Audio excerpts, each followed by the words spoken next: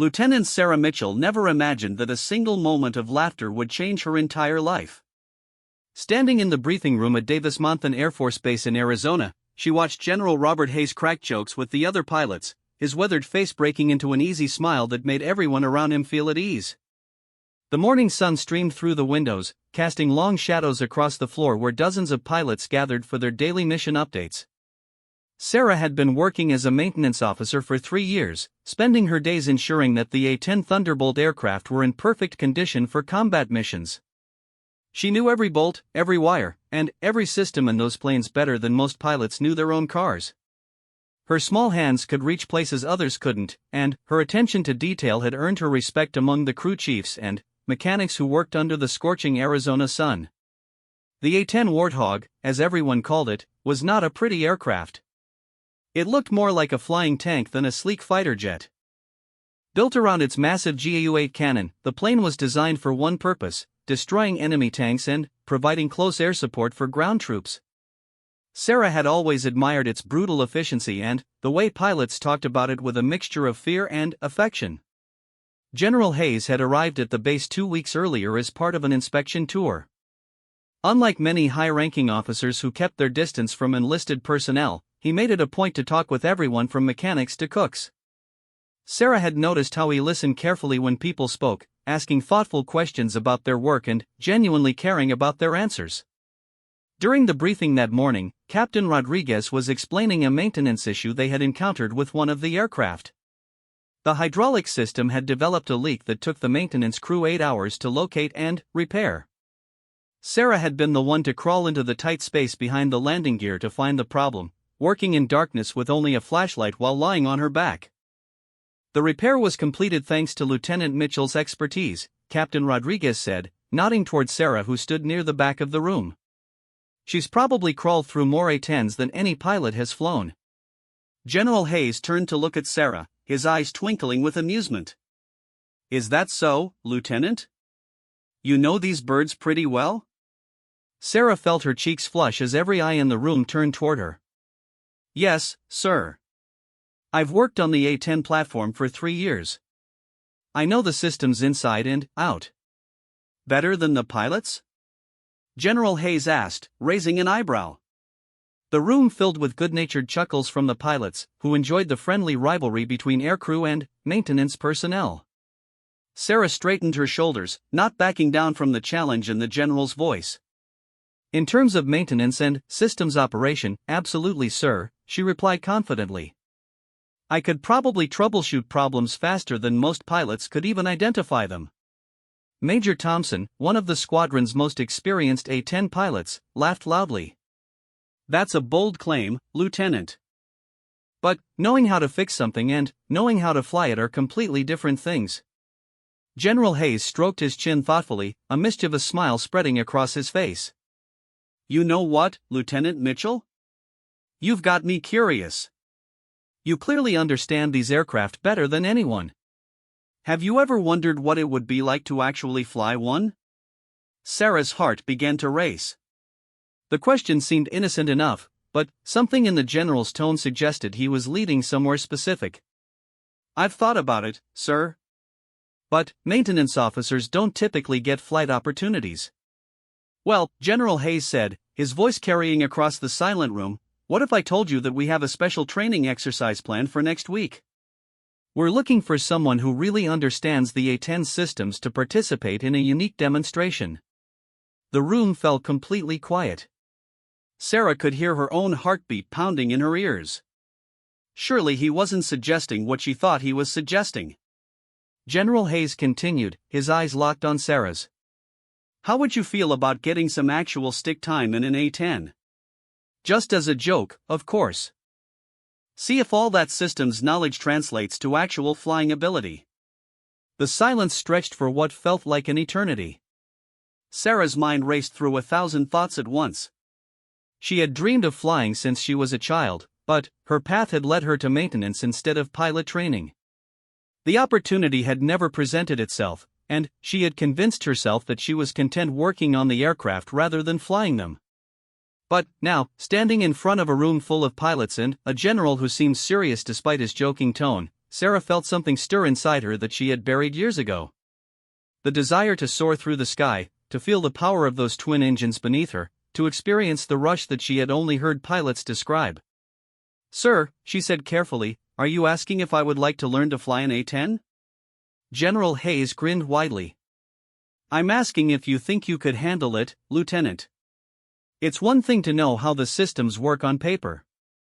It's another thing entirely to coordinate stick and rudder while managing hydraulics, electrical systems, weapons controls, and navigation all at the same time."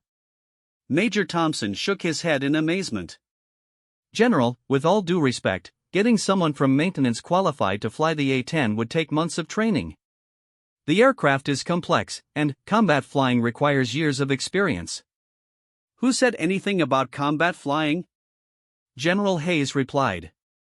"I'm talking about basic flight operations.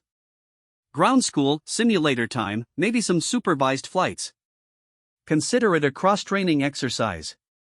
If Lieutenant Mitchell really knows these systems as well as she claims, she might pick up the flying part faster than we think." Sarah felt the weight of every person's attention bearing down on her. The pilots in the room looked skeptical, some amused, others concerned. The maintenance personnel seemed excited by the prospect of one of their own getting a chance to fly.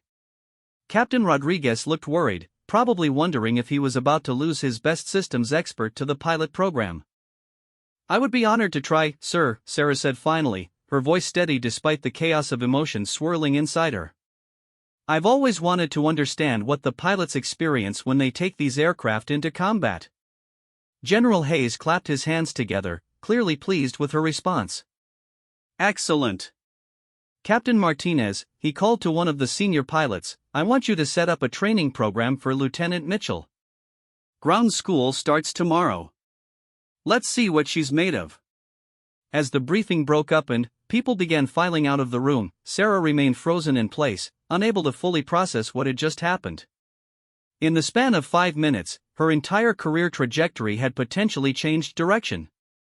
She had gone from being a maintenance officer with no flight experience to someone who would be learning to fly one of the most challenging aircraft in the Air Force inventory. Captain Rodriguez approached her as the room emptied. "Sarah, are you sure about this? Flying the A-10 is incredibly demanding, even for experienced pilots.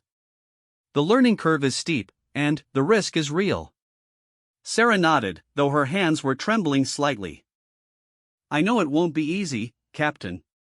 But this might be the only chance I ever get to do something like this. I have to try. What about your maintenance duties? The squadron depends on your expertise."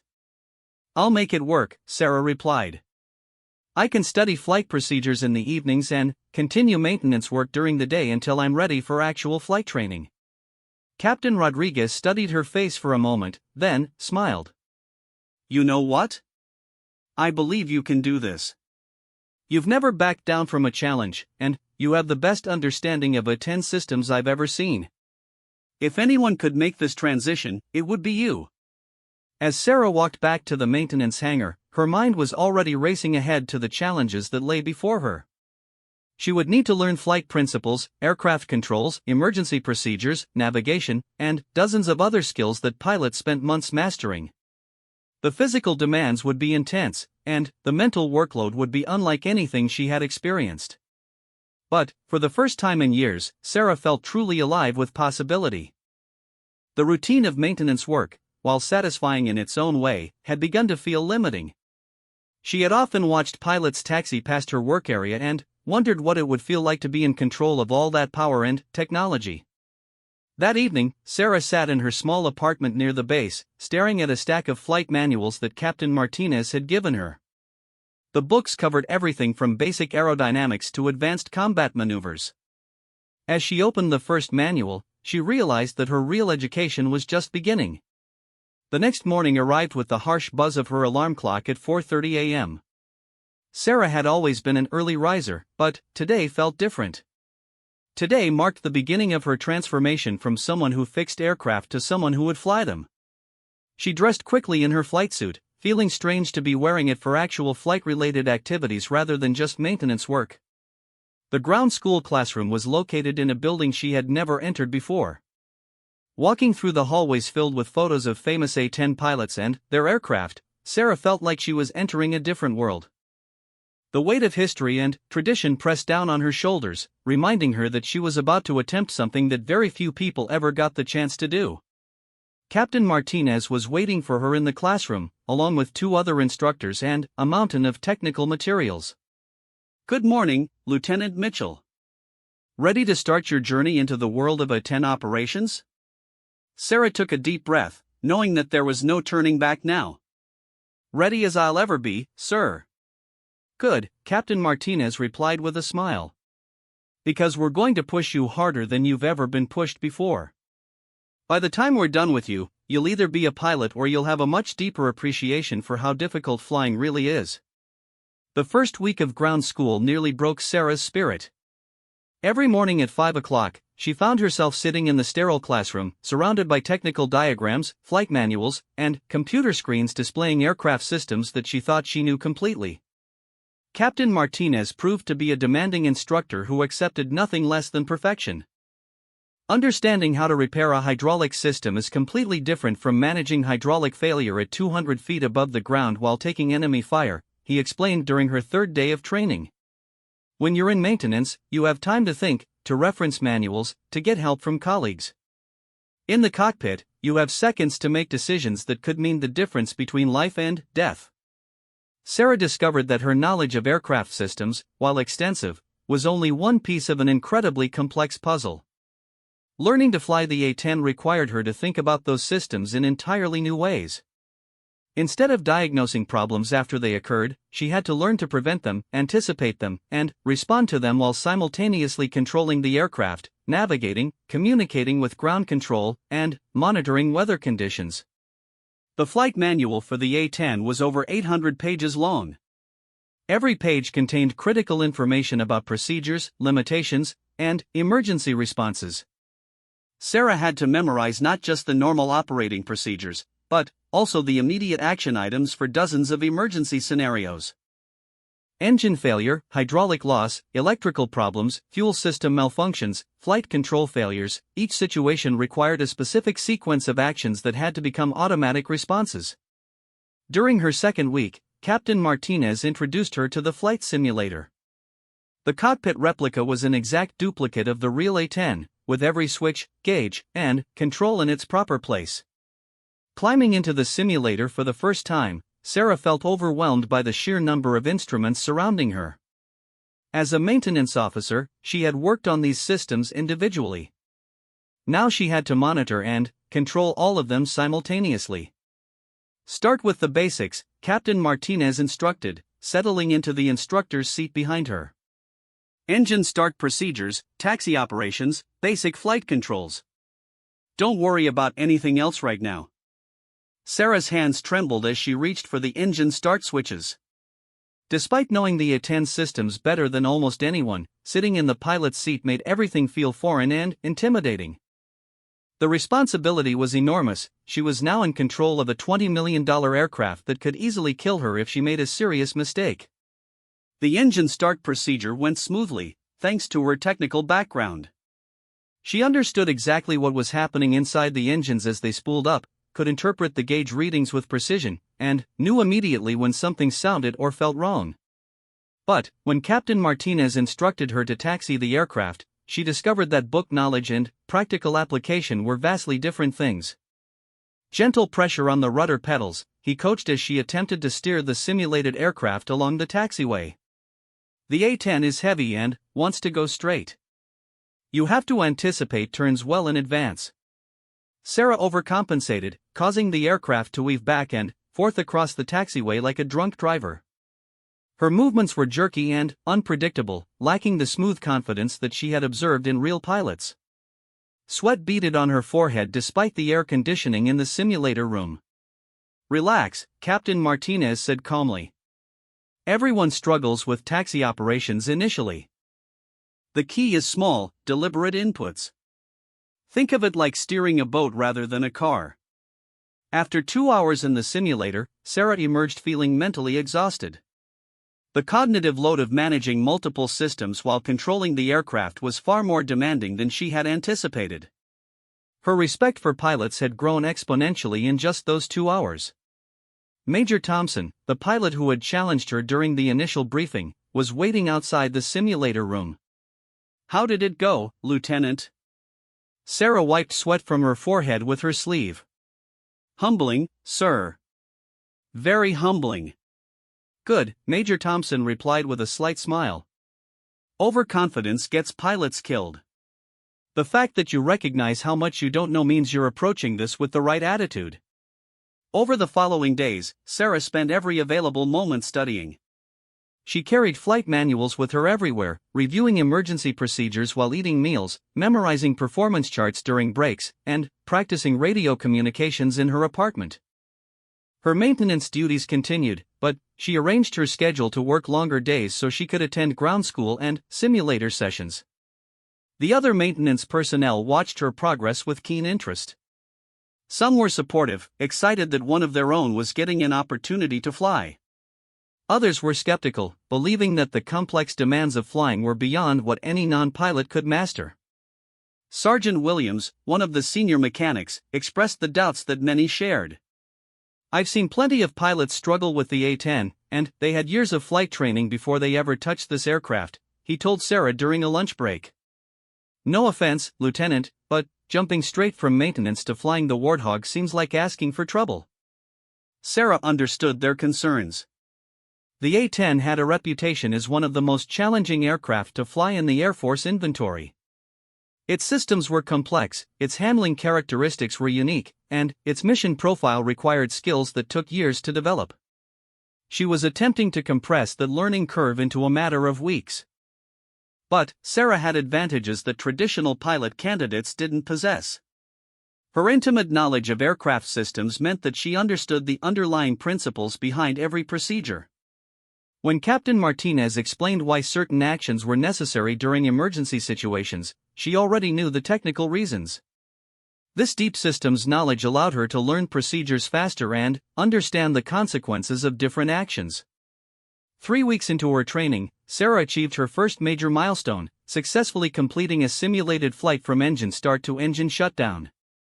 The flight lasted only 30 minutes and consisted of basic maneuvers in clear weather conditions, but it represented a significant achievement. She had demonstrated the ability to control the aircraft through all phases of flight while managing its complex systems. General Hayes visited the training facility that afternoon to check on her progress.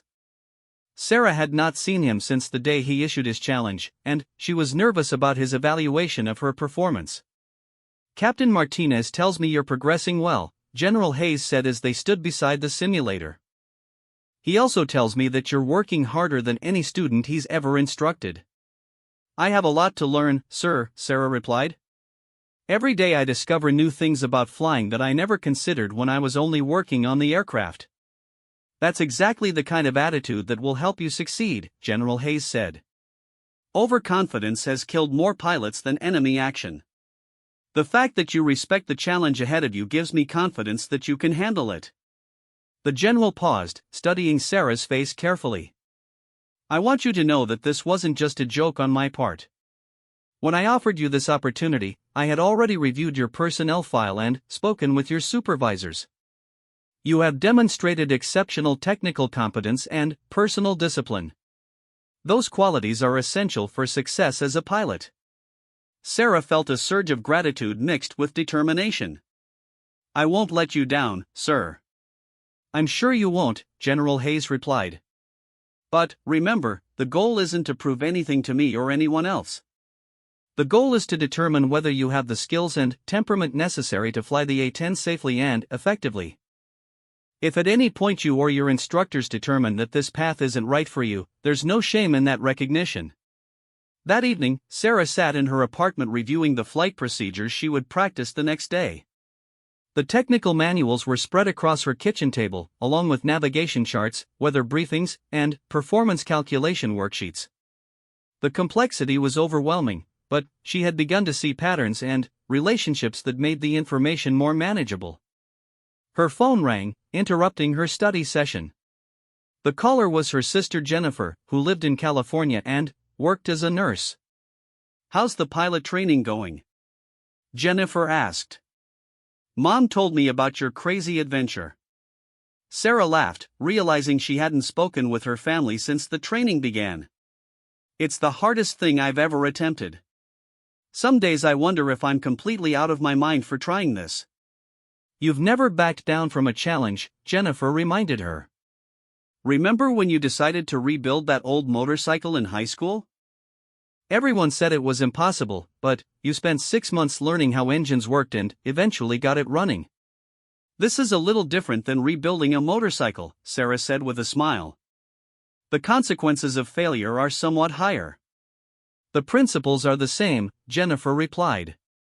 You identify what you need to learn, you work harder than everyone else, and you don't quit until you succeed.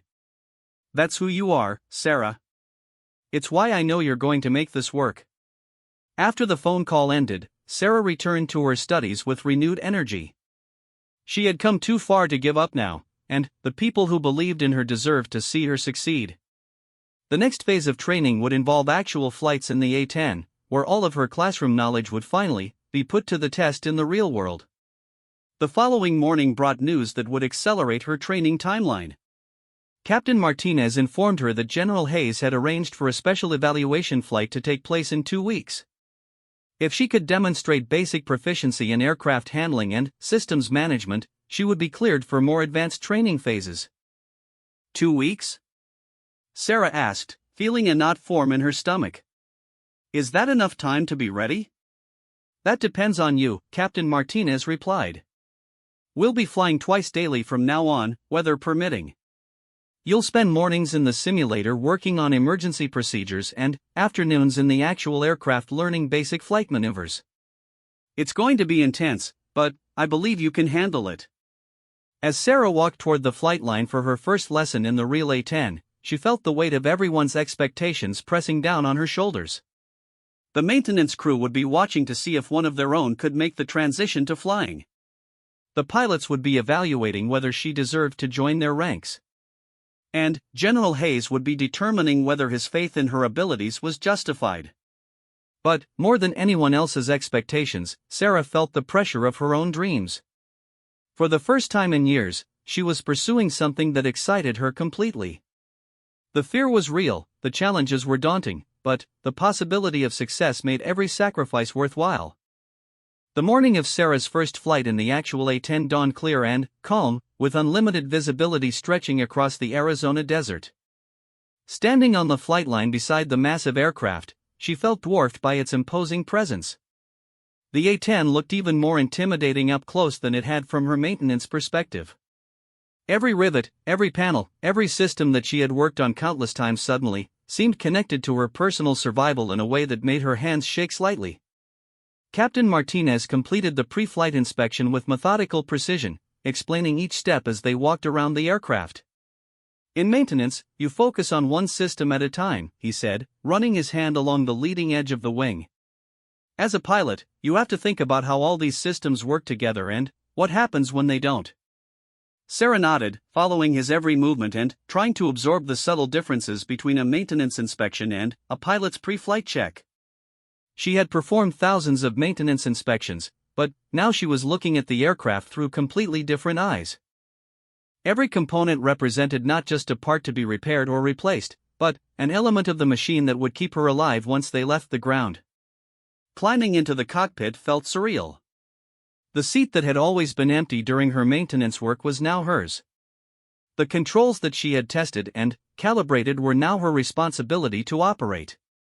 The displays that she had troubleshot and repaired would now provide her with critical flight information. As she settled into the ejection seat and began connecting her harnesses, Sarah experienced a profound shift in perspective that she hadn't anticipated. Remember, Captain Martinez said through the intercom as they completed their pre-start checklists, for this first flight, I'm handling all the radio communications and navigation. Your job is to focus on basic aircraft control and systems monitoring. Don't try to do everything at once. The engine start sequence proceeded smoothly, thanks to Sarah's technical background. She understood each step intimately and could interpret the engine parameters with confidence. But, when Captain Martinez instructed her to begin taxiing, she immediately realized that knowing how the systems worked was entirely different from using them to control the aircraft. The A-10 felt massive and powerful beneath her, like trying to steer a barely controlled avalanche. Her inputs on the rudder pedals were too aggressive, causing the aircraft to weave across the taxiway. The nosewheel steering required a delicate touch that took several attempts to master. What looked effortless when she watched other pilots suddenly became a complex exercise in coordination and timing. Gentle, deliberate movements, Captain Martinez coached patiently. The aircraft weighs over 30,000 pounds when fully loaded. It doesn't respond instantly to your inputs, and it doesn't stop immediately when you want it to. After 20 minutes of taxi practice, they reached the end of the runway. Sarah's shirt was already soaked with perspiration despite the air conditioning. The mental workload of simply moving the aircraft on the ground was far more intense than she had expected. Now they were preparing to take off, which would add the complexities of three-dimensional flight to her already overwhelming task list. "I'm going to handle the takeoff," Captain Martinez announced. "Watch my inputs and feel what the aircraft does. Next time, you'll do it yourself." Sarah felt the aircraft accelerate down the runway with a power that she had never experienced before. The twin engines pushed them forward with relentless force, pressing her back into the seat as the desert landscape began rushing past the canopy. The moment the main landing gear left the runway, Sarah understood why pilots talked about flying with such passion. The sensation of leaving the Earth behind was unlike anything she had ever experienced. "Your aircraft," Captain Martinez said once they had climbed to 5,000 feet. "Small control inputs. Feel how the aircraft responds before making corrections." Taking control of the A-10 in flight was both terrifying and exhilarating. The stick felt heavy in her hands, requiring more force than she had expected to achieve control inputs. The aircraft's response was delayed compared to what she had experienced in the simulator, and she found herself over-controlling initially, causing uncomfortable oscillations as she tried to maintain straight and level flight. "Relax your grip," Captain Martinez instructed. "You're fighting the aircraft instead of flying it. Trust that small inputs will be enough.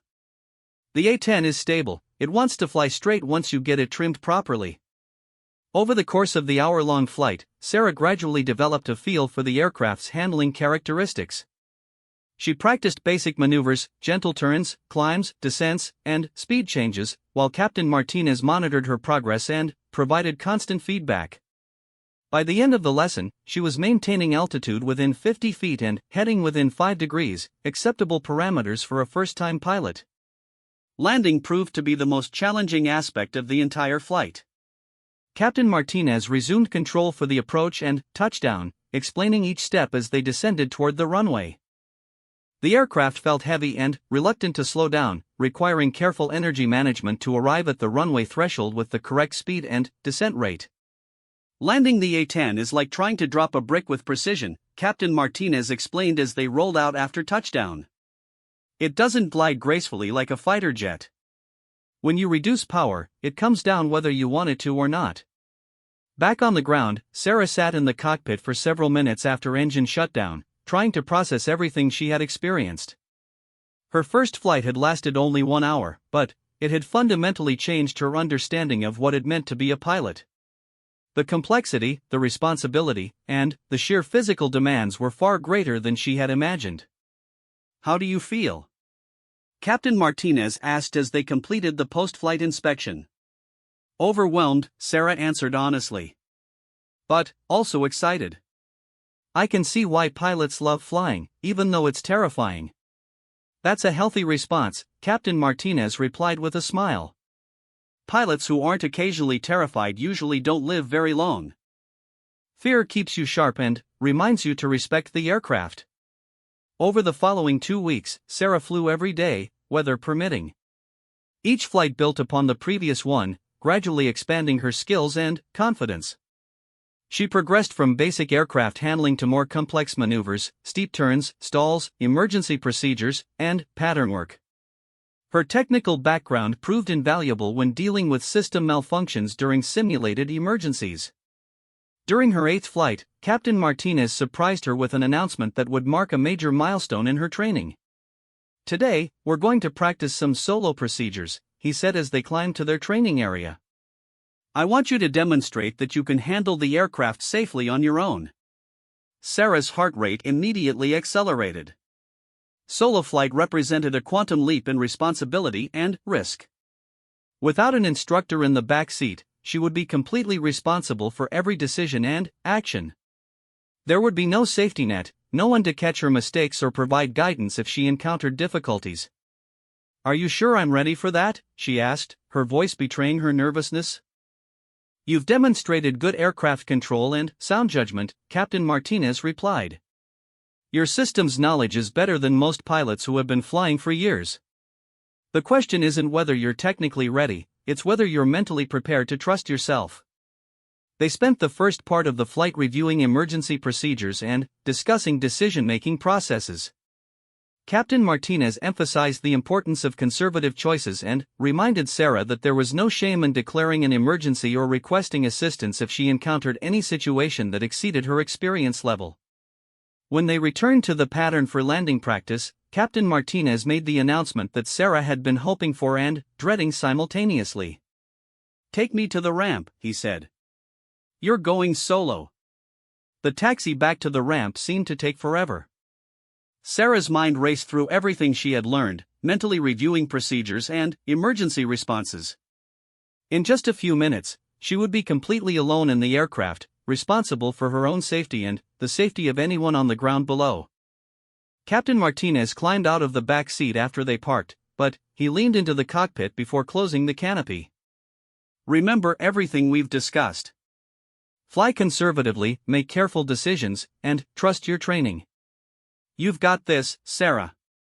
As the canopy closed and Sarah found herself alone in the cockpit, the silence felt deafening. Every sound seemed amplified: the hum of electrical systems, the whistle of air conditioning, the distant noise of other aircraft on the flight line. For the first time since beginning her training, she was truly alone with the A-10. The engine start procedure felt different without an instructor monitoring her actions. Every switch position, every gauge reading, every system response was now her sole responsibility. Sarah forced herself to slow down and be methodical, double-checking each step before proceeding to the next. Taxiing to the runway without Captain Martinez's guidance required a new level of attention and care. Sarah had to monitor radio communications, navigate the complex taxiway system, perform pre-takeoff checks, and coordinate with ground control, all while maintaining safe aircraft control.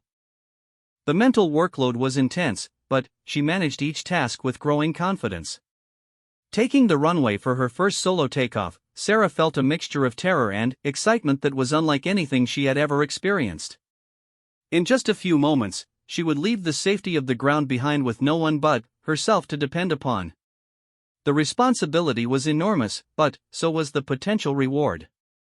"Tower, Lightning 34 is ready for takeoff," she announced, using the call sign that had been assigned to her aircraft. "Lightning 34, you are cleared for takeoff, winds 090 at 8 knots. Sarah advanced the throttles gradually, feeling the familiar surge of power as the engines spooled up. The A-10 accelerated down the runway with the same authority she had experienced during previous flights, but knowing she was in complete control made the sensation entirely different. At 130 knots, she pulled back gently on the stick, and the aircraft lifted off smoothly into the clear Arizona sky. Once airborne and climbing toward her assigned altitude, Sarah experienced a profound sense of accomplishment mixed with deep responsibility. She was actually flying an A-10 by herself, something that just weeks earlier had seemed impossible. Every control input, every radio call, every navigation decision was hers alone to make. The solo flight lasted only 30 minutes, consisting of basic maneuvers in the designated training area followed by pattern work and landing. But those 30 minutes represented a transformation that went far beyond learning to fly. Sarah had discovered capabilities within herself that she hadn't known existed. She had faced her fears, mastered complex skills, and proven that determination could overcome seemingly impossible challenges. As she taxied back to the ramp after landing, Sarah saw Captain Martinez waiting for her with a broad smile on his face.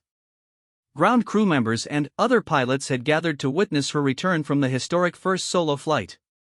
The maintenance personnel who had worked with her for years were cheering and applauding her achievement. "How was it?" Captain Martinez asked as she shut down the engines and opened the canopy. "Incredible," Sarah replied, her voice hoarse with emotion. "Absolutely incredible." General Hayes appeared beside the aircraft as Sarah climbed down from the cockpit. "Congratulations, Lieutenant Mitchell. Captain Martinez tells me you handled yourself like a seasoned pilot out there." "Thank you, sir," Sarah said, still trying to process what she had accomplished. "I couldn't have done it without excellent instruction and support from everyone here." "Don't minimize your achievement," General Hayes replied seriously. "What you've accomplished in just a few weeks is remarkable. You've proven that technical expertise, combined with determination and proper training, can overcome traditional barriers to success." That evening, Sarah sat in her apartment surrounded by flight manuals and charts, but, for the first time in weeks, she wasn't studying. Instead, she was reflecting on the journey that had brought her to this point.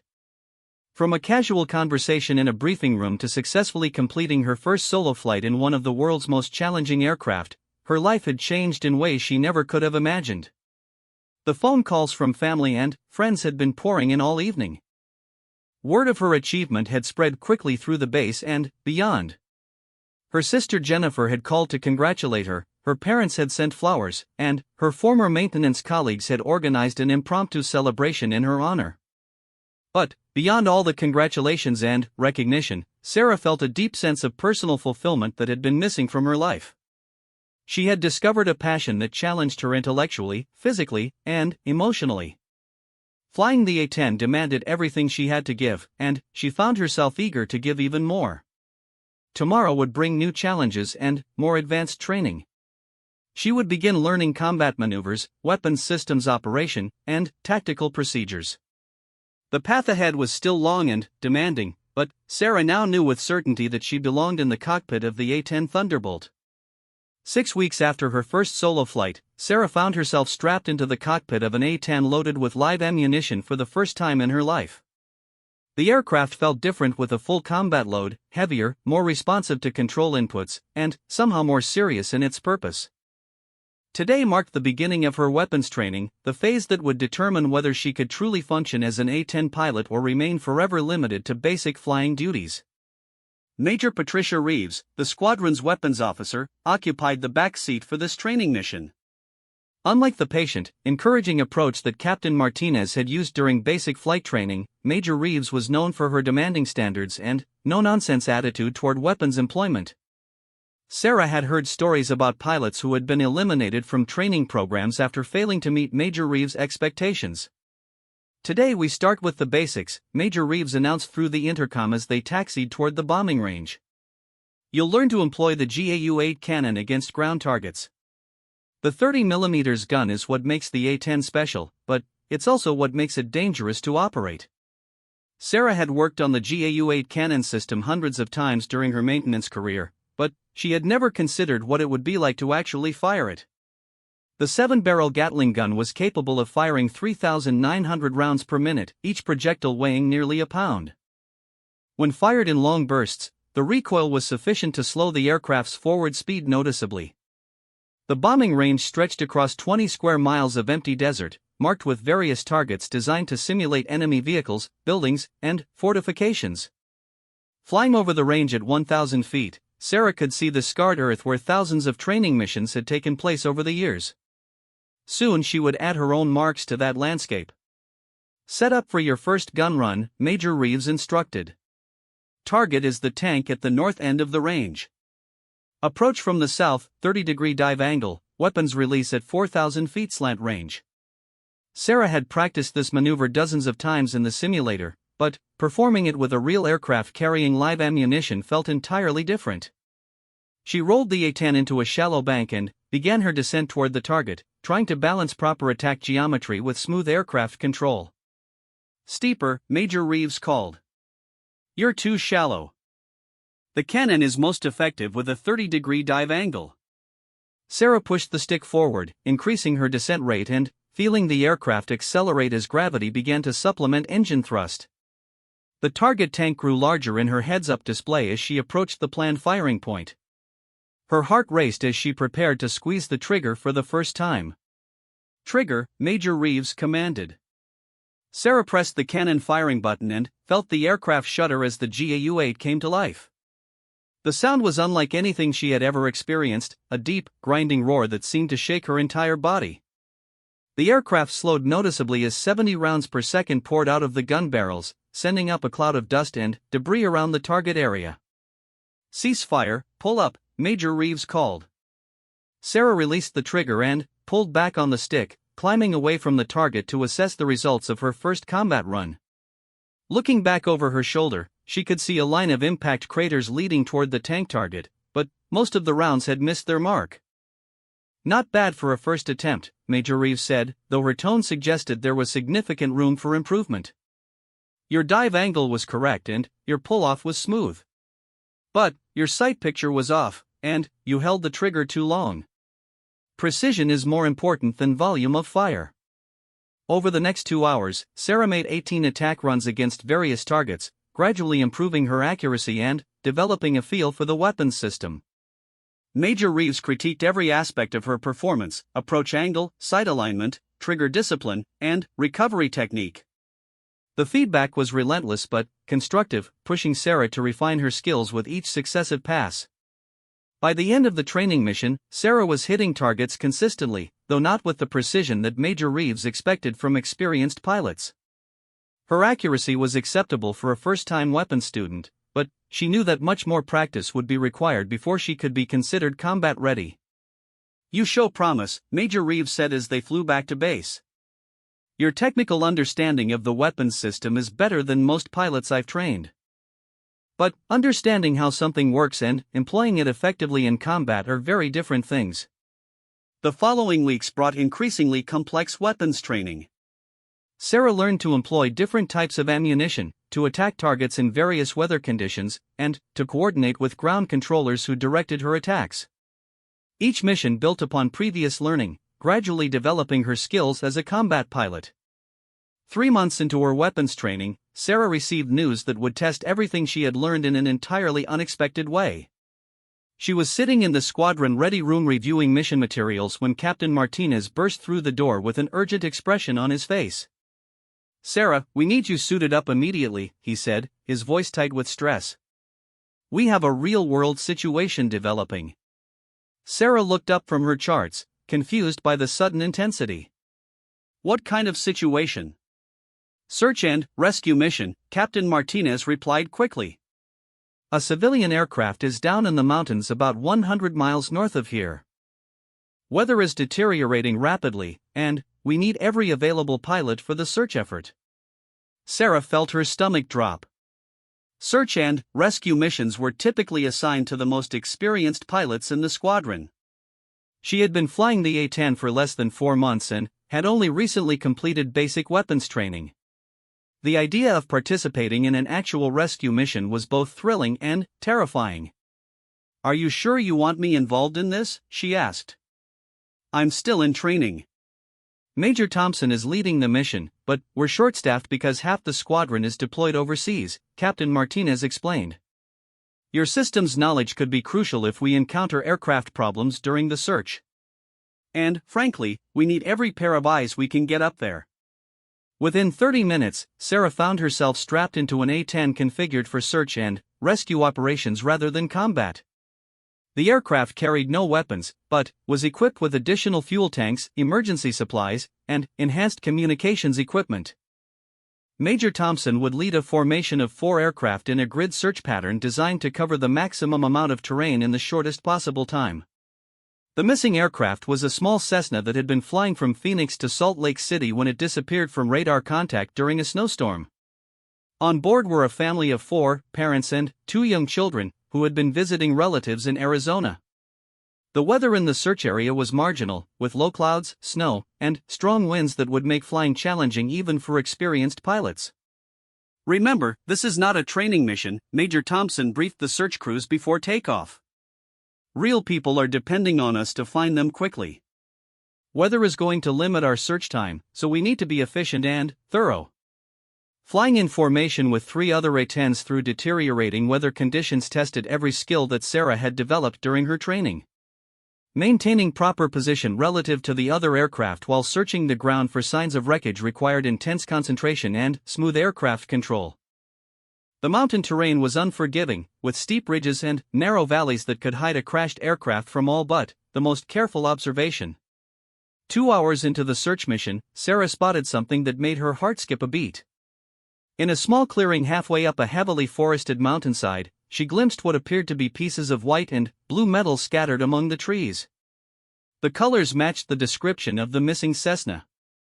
Possible wreckage at coordinates 34.7 north, 111.3 west, she reported over the radio, trying to keep her voice calm despite her excitement.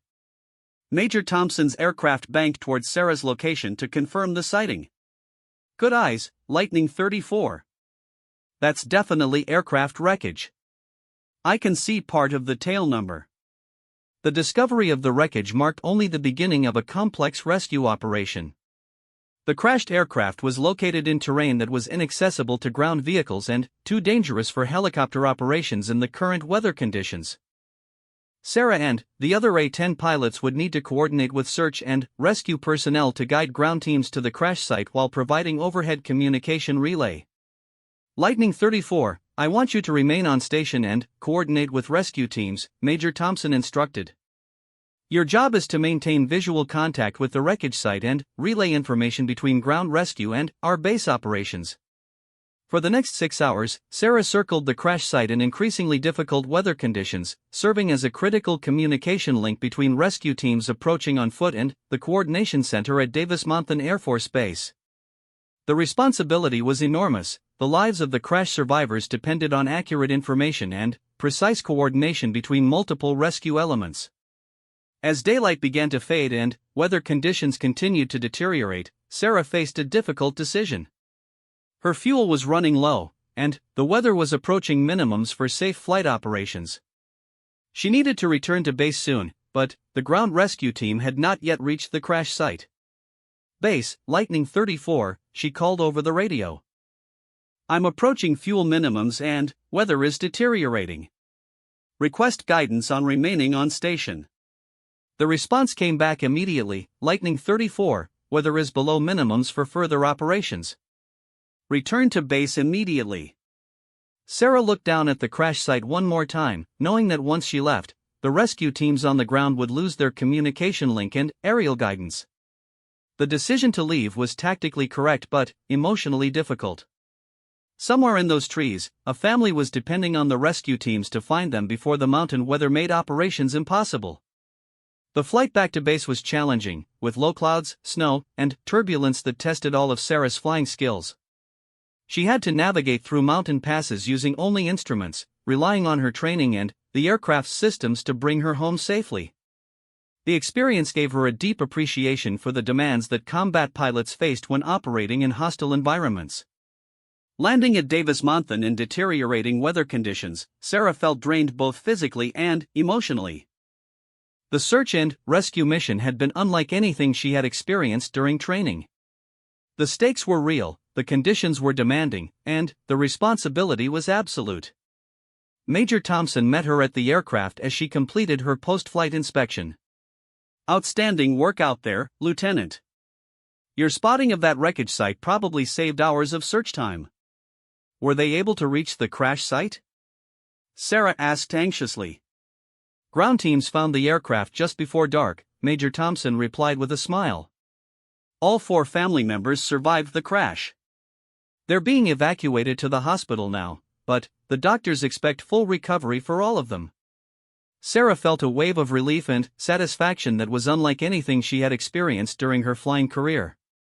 For the first time, she had used her skills as a pilot to directly save lives. The training, the stress, and the challenges had all been worthwhile because real people had been helped by her actions. Walking back to the squadron building in the falling snow, Sarah realized that she had crossed another important threshold in her development as a pilot. She was no longer just someone learning to fly the A-10, she was becoming someone who could use that aircraft to accomplish important missions under demanding conditions. General Hayes was waiting for her in the Squadron Operations Center, along with several other senior officers. I heard about your performance during the search and rescue mission, he said with obvious pride. Major Thompson tells me you handled yourself like a seasoned pilot. Thank you, sir, Sarah replied, still processing everything that had happened during the long day. I think it's time to discuss the next phase of your training, General Hayes said. Are you ready to begin advanced combat qualification? Sarah looked around the room at the faces of pilots who had accepted her as one of their own, then, back at General Hayes who had made her extraordinary journey possible. Yes, sir. I'm ready. 8 months after General Hayes had jokingly asked her to fly the A-10, Sarah stood before a formal review board that would determine whether she qualified for full pilot status. The conference room at Davis-Monthan Air Force Base felt imposing, with 5 senior officers seated behind a long table covered with documents detailing every aspect of her training performance. Her entire future as a pilot would be decided in the next 2 hours. Colonel Patricia Williams, the base commander, served as the board president. Beside her sat General Hayes, Major Thompson, Captain Martinez, and Major Reeves, all of whom had played crucial roles in Sarah's transformation from maintenance officer to pilot candidate. The weight of their collective experience and judgment pressed down on her shoulders as she took her seat facing the board.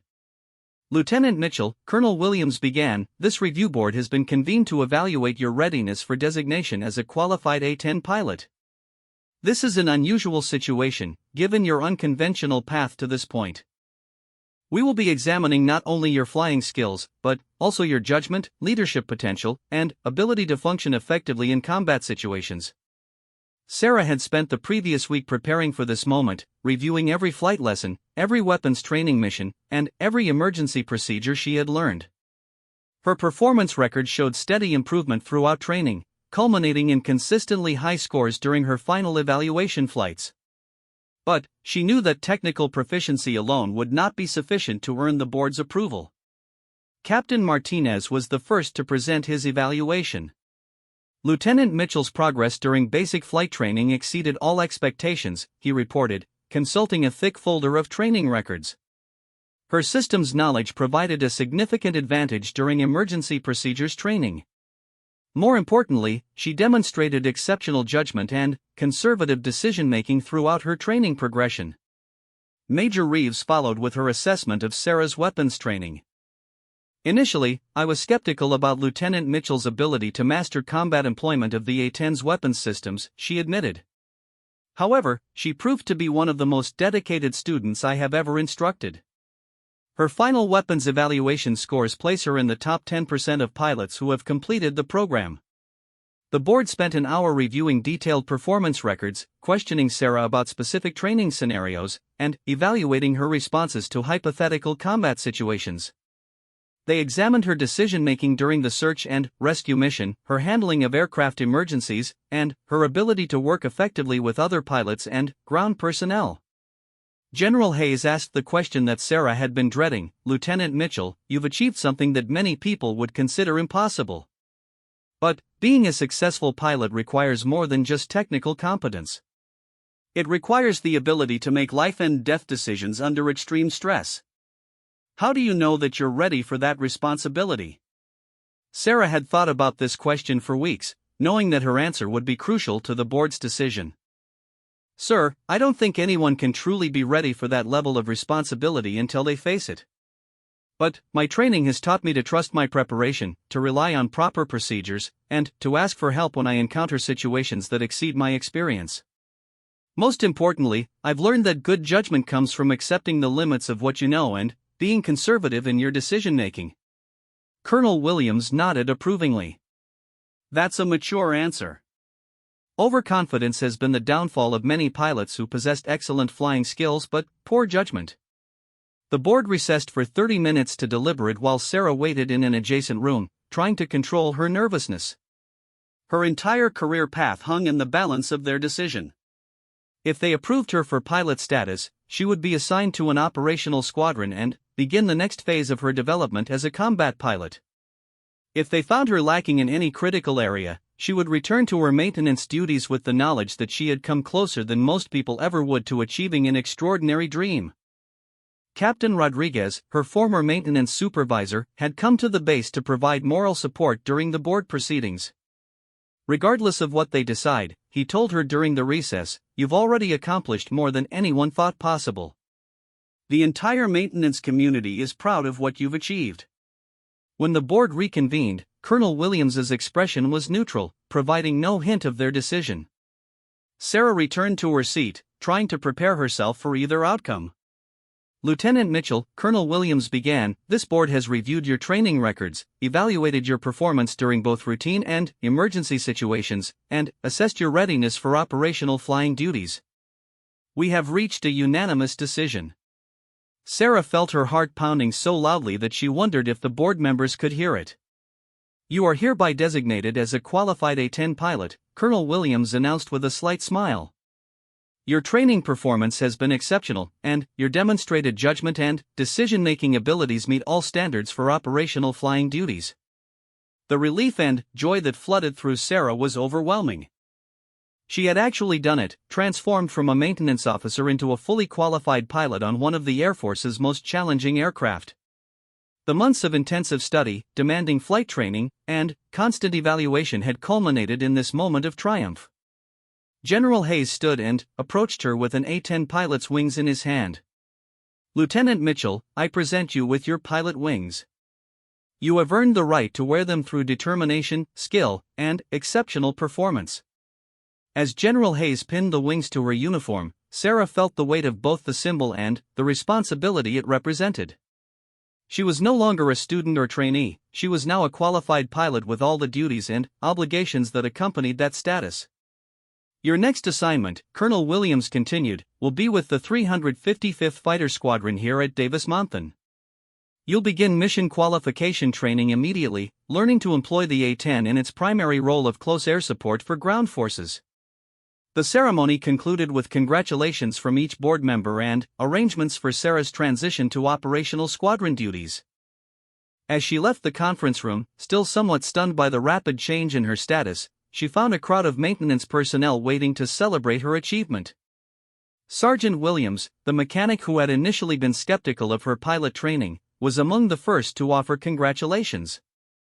Lieutenant Mitchell, I owe you an apology. When this whole thing started, I didn't think you could make the transition from maintenance to flying. You proved me wrong in the best possible way.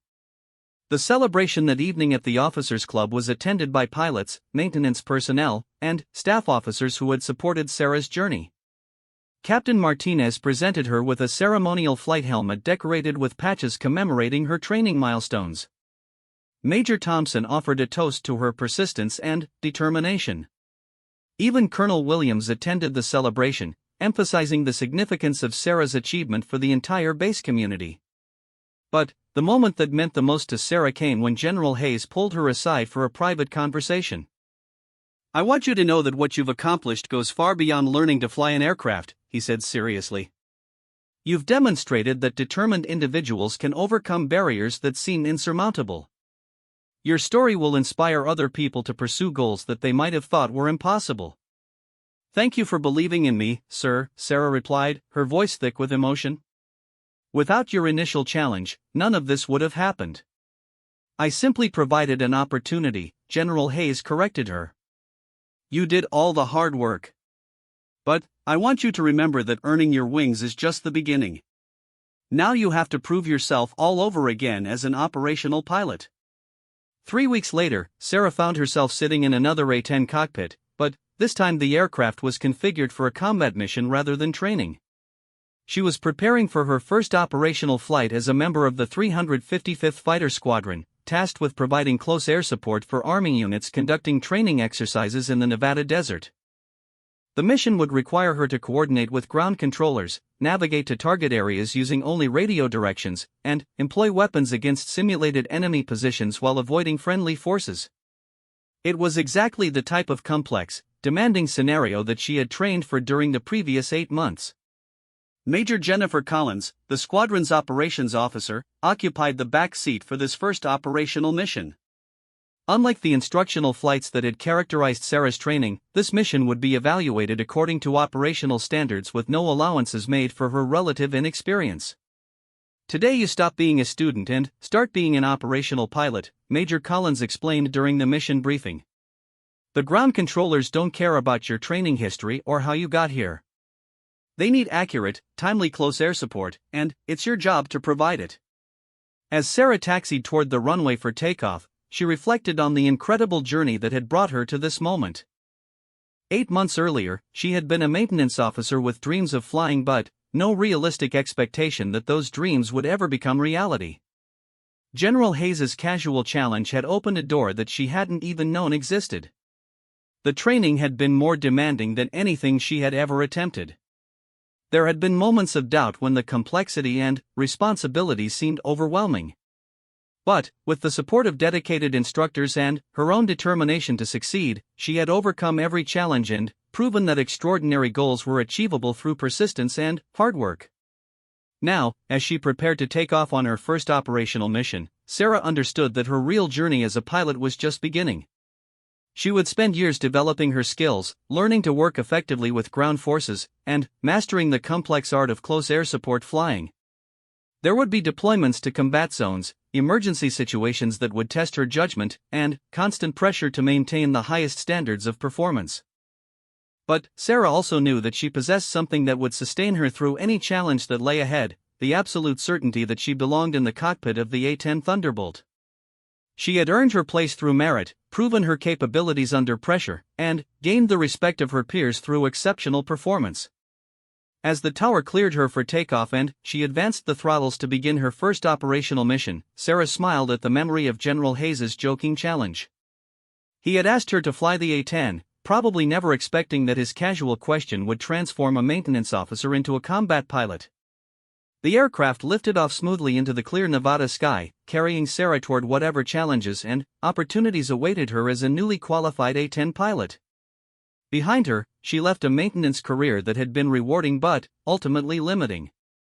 Ahead lay the unlimited possibilities that came with the ability to fly one of the world's most capable combat aircraft. The general had jokingly asked her to fly the A-10. What happened next had stunned everyone, including Sarah herself. She had discovered capabilities within herself that she never knew existed, overcome barriers that had seemed insurmountable, and transformed not just her career but her entire understanding of what was possible in life. As she climbed toward her assigned altitude and began navigating toward the training area where ground forces waited for her support, Sarah knew that this was only the beginning of an extraordinary adventure that would define the rest of her life. The shy maintenance officer who had stood in the briefing room 8 months earlier was gone, replaced by a confident pilot ready to face whatever challenges awaited her in the cockpit of the A-10 Thunderbolt.